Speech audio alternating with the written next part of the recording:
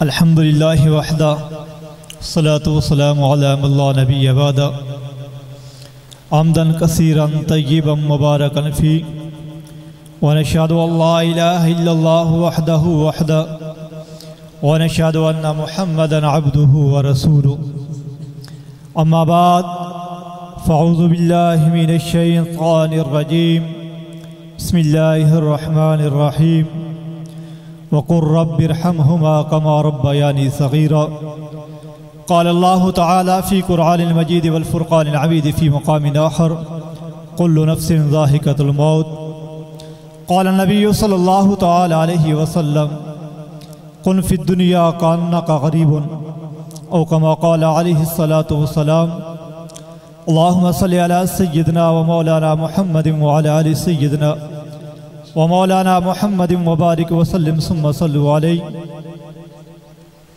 معزز سامعین اعظام، آج ہم جس مقصد کے لیے یہاں جمع ہوئے ہیں وہ ہمارے محترم بھائی احمد صاحب کی والد محترم کی احسان و ثواب کے لیے یہ رب کا قانون اور دستور ہے، اور اللہ رب ذوالجلال نے اپنی مقدس کتاب قرآن مجید فرقان حمید کے اندر اعلان فرمایا ہے کل نفس ذائقۃ الموت، کہ کائنات کے اندر جو بھی ذی روح چیز آئے گی ایک نہ ایک دن اس نے موت کا ذائقہ چکھنا ہے، چاہے انسان ہو، چاہے حیوان ہو، چاہے پرند چرند ہوں، چاہے جنات ہوں، جو بھی ذی روح چیز اس سرزمین کے اوپر آئے گی اس کو موت کا جام پینا پڑے گا۔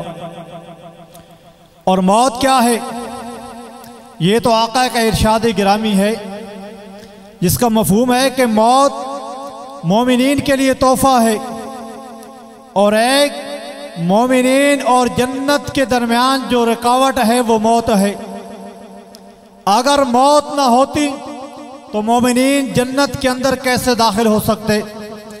آمنہ کے لال نے فرمایا ہے جس آدمی کو موت آ جائے گی اگر وہ مومن ہوگا، ادھر سے حضرت اسرائیل علیہ السلام روح قبض کریں گے، ادھر اللہ رب العالمین اس مومنین کے لیے جنت کے دروازے کھول دے گا۔ یہ تو ہمارے لیے رب کی بہت بڑی نعمت ہے۔ آج ہم جس موت کو ایک صدمہ سمجھتے ہیں، حقیقت میں یہ صدمہ نہیں، اللہ کی ہمارے اوپر نعمت ہے۔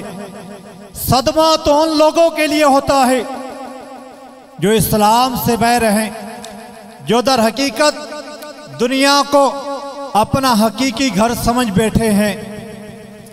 مومنین تو اپنی آخرت کو سنوارنے کے لیے اس دنیا کے اندر آیا ہے۔ آج میں اور آپ بھی دیکھیں، جس طرح آج ہماری بوڑھی ماں آج اس گھر کی زینت نہیں رہی، اپنے رب کے پاس چلی گئی، میں نے اور آپ نے بھی ایک نہ ایک دن اس عارضی زندگی کو چھوڑ کر، اس عارضی دنیا کو چھوڑ کر حقیقی دنیا کی طرف پلٹ کر جانا ہے۔ اور وہ حقیقی دنیا کون سی ہے؟ وہ قبر سے شروع ہو کر ازل تک رہے گی۔ آج سوال ہوتا ہے کہ آخرت کب آئے گی، قیامت کب آئے گی؟ ذرا ان سے جا کر پوچھئے جو قبر کے اندر ابدی نیند سو رہے ہیں، وہ آپ کو بتائیں گے کہ جب حضرت اسرائیل علیہ السلام آپ کی روح قبض کر لیں گے، آپ کی ابدی زندگی، آپ کی قیامت شروع ہو چکی ہے۔ اللہ کے پاک پیغمبر نے فرمایا قبر کو محض ایک مٹی کا گڑھا نہ سمجھیے، یا تو یہ جنت کے باغوں میں سے ایک باغ ہوگی یا جہنم کے گڑھوں میں سے ایک گڑھا۔ آمنہ کے لال نے ایک اور مقام کے اوپر ارشاد فرمایا جس کا مفہوم ہے آدمی قبر کے اندر جاتا ہے، اگر نیک وکار ہوگا اللہ رب العالمین فرشتوں کو بھیجے گا کہ اس کے لیے اس کے نیچے جنت کا فرش بچھا دو، جنت کا بچھونا بچھا دو، اس کے بعد اس کی قبر کو تہ حد نگاہ کشادہ کر دو اور جنت سے دروازہ کھول دو۔ جنت کی راحت، جنت کا سکون، جنت کی خوشبوئیں اسے محسوس ہوں گی۔ اس کے بعد اللہ رب العالمین قبر والے سے مخاطب ہو کر فرمائے گا، اے قبر والے، آپ کی نگاہ جہاں تک جاتی ہے آپ جنت کے اعلیٰ مقام تک نظارہ کرتے رہیں اور قیامت کی صبح تک یہی منظر اس کے سامنے ہوگا۔ آج ہم کہتے ہیں یہ قبر محض ایک مٹی کا گڑھا ہے۔ آمنہ کے لال نے فرمایا جو بدکار ہوگا، جو آمنہ کے لال کی سنتوں کے خلاف زندگی بسر کرے گا، جو آمنہ کے لال کا دل دکھائے گا، جو اللہ کی نافرمانی کرے گا، رب فرشتوں کو حکم دے گا اس کی قبر میں جا کر جہنم کا تخت بچھا دو اور جہنم کا دروازہ کھول دو۔ جہنم کی گرمی ہیٹ اس کو قبر کے اندر اسے محسوس ہوگی، لیکن آج ہم نے اس قبر کو بعض قبر کو ایک مٹی کا گڑھا سمجھ رکھا ہے۔ آج کا مسلمان اس دنیا کے اوپر دنیا کی لذت محسوس کر رہا ہے، حالانکہ دنیا یہ تو کافروں کے لیے ہے۔ الدنیا سجن المومن و جنت الکافر، یہ دنیا تو کافر کے لیے رب نے جنت بنائی ہے اور مومن کے لیے رب نے یہ دنیا قید خانہ بنا کر رکھ دی ہے۔ صحابہ نے سوال کیا یا رسول اللہ صلی اللہ تعالی علیہ وسلم، کیا مطلب ہے کافر کے لیے دنیا جنت اور مومن کے لیے قید خانہ؟ حالانکہ مومن تو اللہ اور اللہ کے رسول کی شریعت کا تابعدار پابند ہوتا ہے، اس کے باوجود مومنین کے لیے قید خانہ کس طرح؟ ہمیں سمجھا دیجئے اس کا مفہوم کیا ہے؟ آمنہ کے لال نے کہا، اے میرے پیارے صحابہ، مومن جب بھی قدم اٹھائے گا پہلے دیکھے گا میرے رب کا حکم کیا ہے، میرے آقا کی شریعت کیا ہے، اور کافر دنیا کے اندر آزاد ہے، اپنی من مرضی کرے گا، اپنی مرضی کے مطابق زندگی بسر کرے گا، حلال حرام کے اندر کوئی تمیز نہیں دیکھے گا۔ لیکن مومن جب قدم اٹھائے گا اس کے سامنے آخرت ہوگی۔ اگر دنیا کی لذتیں بھول جاؤں، اللہ کے پاک پیغمبر کی شریعت کو اپنا لوں، آخرت کے اندر ہمیشہ کے لیے اللہ رب العالمین ہمیں لذتیں عطا فرمائے گا۔ آج اس محفل کے اندر آپ کو سبق ہی یہی دیا جائے گا کہ جس طرح ہماری ماہی اس دنیا سے چلی گئی، وہ ہمیں ایک پیغام دے کر گئی ہے۔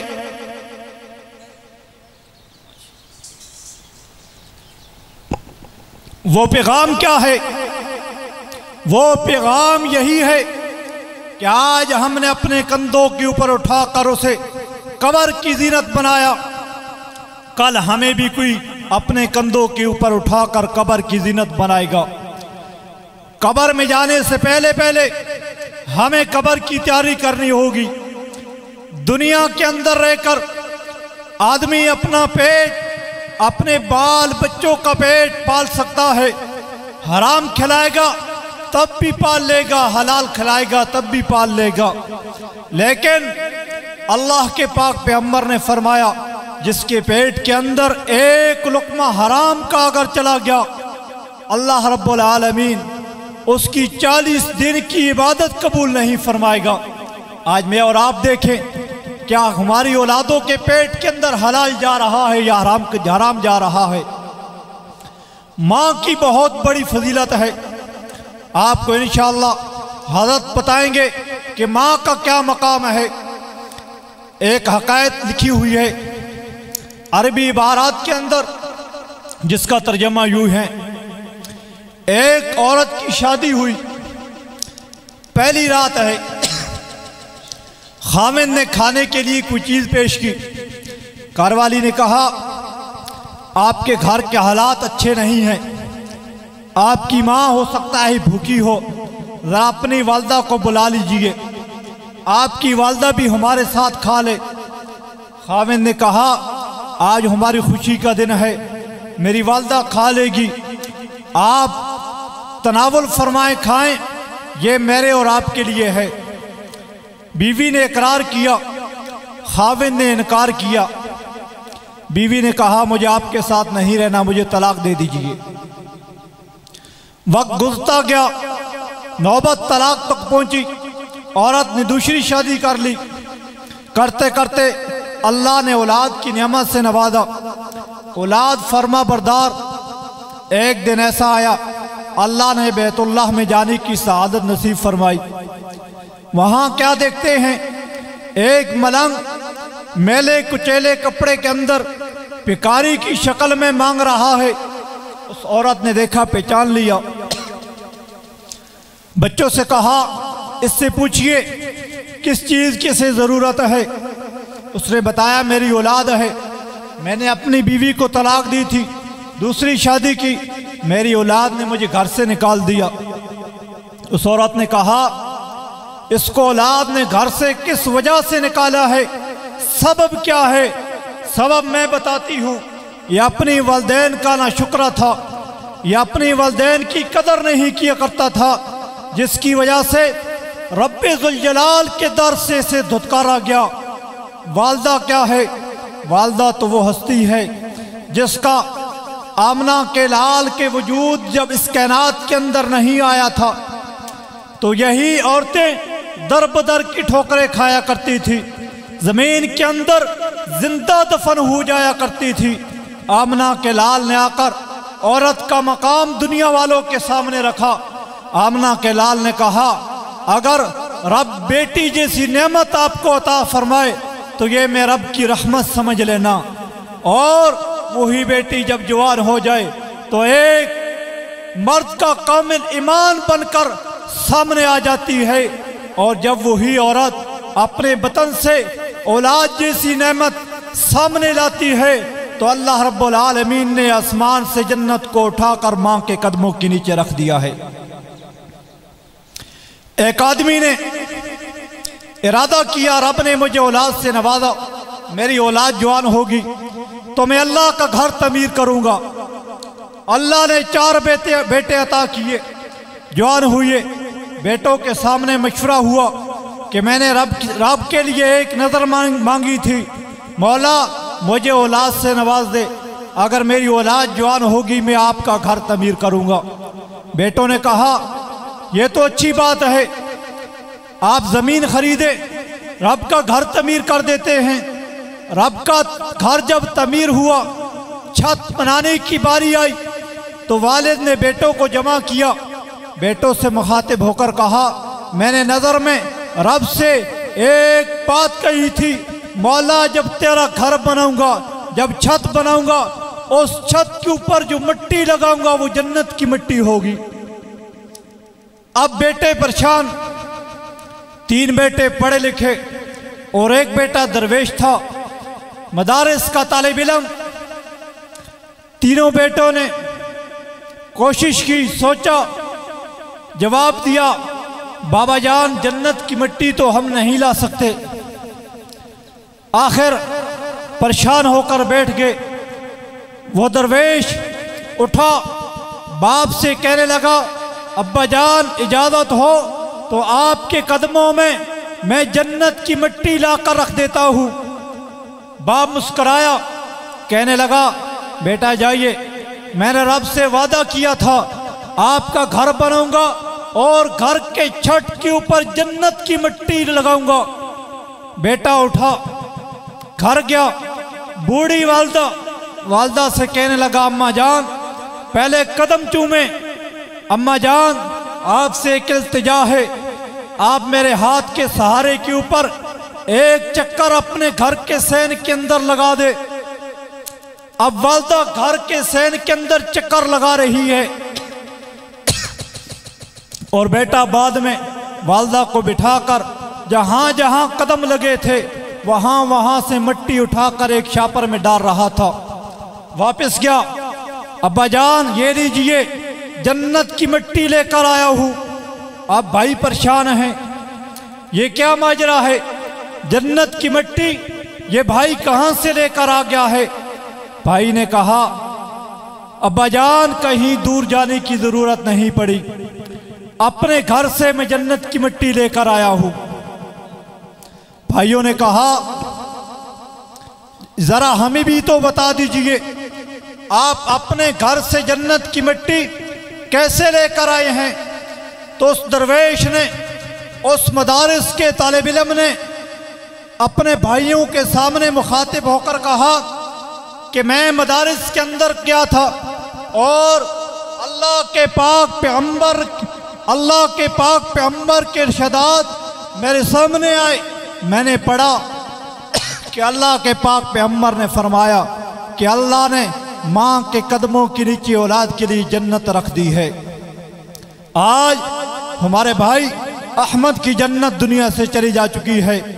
حضرت موسیٰ علیہ السلام رب کے دربار میں جاتے ہیں. ایک مقام ایسا آیا، مولا نے کہا اے موسیٰ آج ذرا سنبھل کے آنا. موسیٰ علیہ السلام نے کہا الہی مولا یہ بات پہلے آپ نے کبھی نہیں کی. اللہ نے کہا اے میرے موسیٰ، اے میرے کلیم، جب پہلے تو آیا کرتا تھا آپ کی والدہ آپ کے لیے ہاتھ اٹھایا کرتی تھی.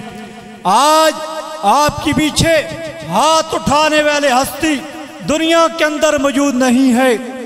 آج جن کی والدہ زندہ ہے، اگر آپ اپنی والدہ کو نہ بھی کہیں، آپ جہاں بھی جائیں آپ کی والدہ آپ کے لیے ضرور ہاتھ اٹھا کر دعا کرے گی. لیکن جب دنیا سے چلی جائے گی پھر آپ کے اوپر یہ ایک والدہ کا قرض ہے. والدہ نے اپنی دنیا کے اوپر، اپنی دنیا کی زندگی میں ہر موقع کے اوپر آپ کے لیے ہاتھ اٹھائے.